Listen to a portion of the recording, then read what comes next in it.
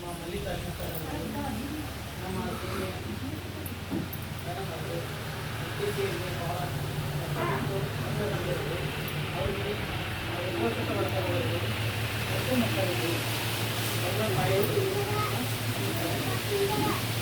ಇವತ್ತಿನ ದಿನ ಸೇವೆಗಳನ್ನು ಯಾಕಪ್ಪ ಅಂದರೆ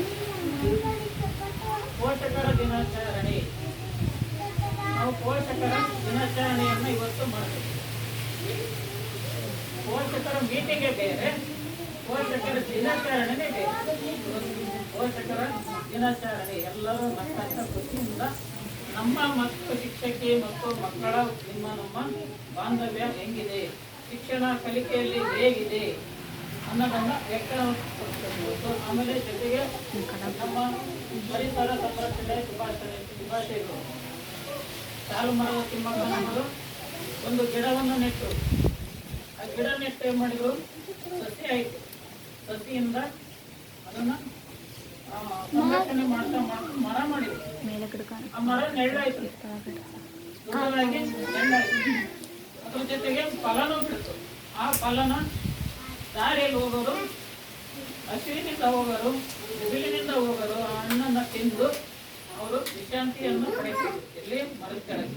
ಅದಕ್ಕೆ ಆ ಎಮ್ಮ ಬಂದು ನೋಡ್ತು, ನಾನೊಂದು ಮರ ನೆಟ್ಟದ್ದನ್ನ ಜನ ಇಷ್ಟು ಉಪಯೋಗ ಮಾಡ್ಕೊಂತಾರ, ಒಂದು ಮರದಿಂದ ಇಷ್ಟು ಉಪಯೋಗ ಆದರೆ ನಾನು ಸಾಲು ಮರನ ಹಾಕಿಬಿಟ್ರೆ ಇನ್ನೆಲ್ಲ ಎಷ್ಟು ಜನಕ್ಕೆ ಉಪಯೋಗ ಆಗುತ್ತೆ ಅಂತ ಎಮ್ಮ ಯೋಚನೆ ಮಾಡಿ ತನ್ನ ವೃತ್ತಿ ಜೀವನವನ್ನ ಮುಡುಪಾಗಿಟ್ಟು ಕಾಡನ್ನೇ ಮಾಡಿದ್ರು.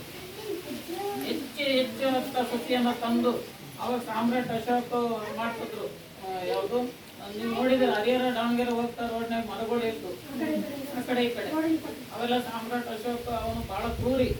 ಅವನು ಸಹಿತ ಜ್ಞಾನೋದಯ ಆಗಿ ನೆರಳನ್ನು ಹಾಕ್ತಾ ಅವನು ಒಬ್ಬ ಒಳ್ಳೆ ವ್ಯಕ್ತಿ ಆದ. ಅವನು ಬಹಳ ಕ್ರೂರಿ ಇದ್ದ. ಆಗ ಅಮ್ಮ ಏನಂತು, ಒಂದು ಮರದಿಂದ ಎಷ್ಟು ಹಣ್ಣು, ಒಂದು ಮಾವಿನ ಮರ ಅಂದ್ರೆ ಎಷ್ಟು ಹಣ್ಣು ಬಿಡ್ತದ್ರಿ ಸಹಜವಾಗಿ. ಒಂದು ಮಾವಿನ ಮರ ಅಂದ್ರೆ ಸಹಜವಾಗಿ ಅಷ್ಟು ಹಣ್ಣು ಎಷ್ಟು ಜನ ತಿನ್ಬೋದು, ಅಷ್ಟು ಮರವನ್ನು ನೆಡ್ತು. ಅದು ಸಾಲು ಮರದ ತಿಮ್ಮ ಮತ್ತೆ ಇತಿಹಾಸ.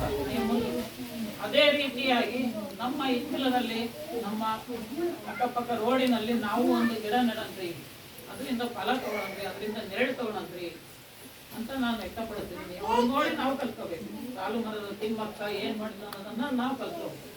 ಅದೇ ರೀತಿ ನಮ್ಮ ಅಜ್ಜಿನ ಅಮ್ಮನ ಉದಾಹರಣೆ ಕೊಟ್ಟಿರುವಂತಹದ್ದು ಸಾಲು ಮರದ ತಿಮ್ಮಕ್ಕನೇ ಇಲ್ಲಿ ಬಂದಿದ್ದಾರೆ.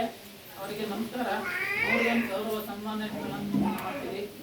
ಜೊತೆಗೆ ಅಮ್ಮ ಹಿರಿಯರು ಅಂದ್ರೆ ಒಂದು ಮಾತು ಹೇಳ್ತೀನಿ, ಮಕ್ಕಳದು ಪಾಠದಲ್ಲ, ನಿಮ್ಮ ಮನೆಯಲ್ಲಿ ಹಿರಿಯರು ಅತ್ತೆ ಮಾವ ಯಾರೇ ಇದ್ರು ಅವ್ರ ಮಾತನ್ನು ಗೌರವಿಸಿ. ಅವ್ರ ಮಾತನ್ನು ಗೌರವಿಸಿದ್ರೆ ನಿಮ್ಮನ್ನ ಯಾವ ಕಡೆ ಹೋದ್ರು ಬಿಟ್ಕೊಡಲ್ಲ. ನಮ್ಮ ಸೊಸೆಗೆ ಏನೋ ಒಂದು ಕಿಂಚಿತ್ತು ಒಂದು ಏನಾದರೂ ಸಮಸ್ಯೆ ಬಂತು ಅಂದ್ರೆ ಅತ್ತೆನೂ ಬಿಡಲ್ಲ, ಮಾವನೂ ಬಿಡಲ್ಲ. ಯಾಕೋ ನಮ್ಮ ಸೊಸೆಗೆ ಏನಂತ ನೀನು ಮಗನೂ ಬಿಡಲ್ಲ. ಹಾಗೆ ಗೌರವವನ್ನು ಫಸ್ಟು ನಮ್ಮ ಮಾತೆಯರು ಮನೆಯಲ್ಲಿರ್ತಕ್ಕಂಥ ಅತ್ತೆ ಮಾವ ಹಿರಿಯರಿಗೆ ಗೌರವ ಕೊಟ್ಟರೆ ಅವರು ನಿಮ್ಮನ್ನು ಅವ್ರ ಡಬ್ಬಲ್ ಒಂದು ಮೇಲಂತಸ್ತಿನಲ್ಲಿ ಕಾಣ್ತಾರೆ. ಏನು ಅದನ್ನು ನಾವು ಏನಂತೀವಿ, ನನ್ನ ಮನೆ ಸೊಸೆ ಆ ಒಂದು ಫಿಲಮ್ ಬಂದಿತ್ತು, ಯಜಮಾನ ಫಿಲಮ್ನಲ್ಲಿ ಒಟ್ಟಾಗಿತ್ತು. ಈಗ ಆ ಥರ ಫಿಲಮ್ಗಳೆಲ್ಲ ಫಿಲಮ್ ಟಾಕೀಸು ನಿಂತು ಎಲ್ಲ ಧಾರಾವಾಹಿ ನಿಂತಿದೆ. ಧಾರಾವಾಹಿ ನೋಡಿದರೆ ಮೈದ್ನ ಹಿಂಗೆ ಹೇಳ್ದ, ಅದಕ್ಕೆ ಹಿಂಗೆ ಮಾಡಿಲ್ಲ, ಅವ್ನು ಹಿಂಗೆ ಮಾಡಿದ, ಅದರಿಂದ ದ್ವೇಷವಾಗಿ ತಗೊಂತೀವಿ ನಾವು. ಧಾರಾವಾಹಿ ಆದಷ್ಟು ನೋಡೋದು ಬಿಡನ್ರಿ, ಮಕ್ಕಳ ಕಡೆ ಗಮನ ಕೊಡನ್ರಿ. ಆದಷ್ಟು ನೀವು ಟಿವಿಯನ್ನು ಅವಾಯ್ಡ್ ಮಾಡಿರಿ. ನಮ್ಮ ಪೂಜಾ ಮೇಡಮ್ ಅವ್ರು ಹೇಳಿದ್ರು, ಹೆಸರಮ್ಮ ಪಾರ್ವತಿ ಮೇಡಮ್ ಅವ್ರು ಭಾಳ ಚೆನ್ನಾಗಿ ಹೇಳಿದರು. ಅವರು ಒಂದು ಟ್ರೈನಿಂಗ್ ಆಗಿದೆ NCC ಯಾವುದೋ ಅವರು ಗೌರವಕ್ಕೆ ಒಂದು ಶಾಲೆ ಬಂದರೆ ಚೆನ್ನಾಗಿರುತ್ತೆ. ಅವ್ರ ಪರಿಸ್ಥಿತಿ ಹೆಂಗಿರೋ ಗೊತ್ತಿಲ್ಲ. ನಮ್ಮ ಮಕ್ಕಳ ಬಾಂಧವ್ಯ ಹೆಂಗಿರ್ಬೇಕು ಕೊಡು.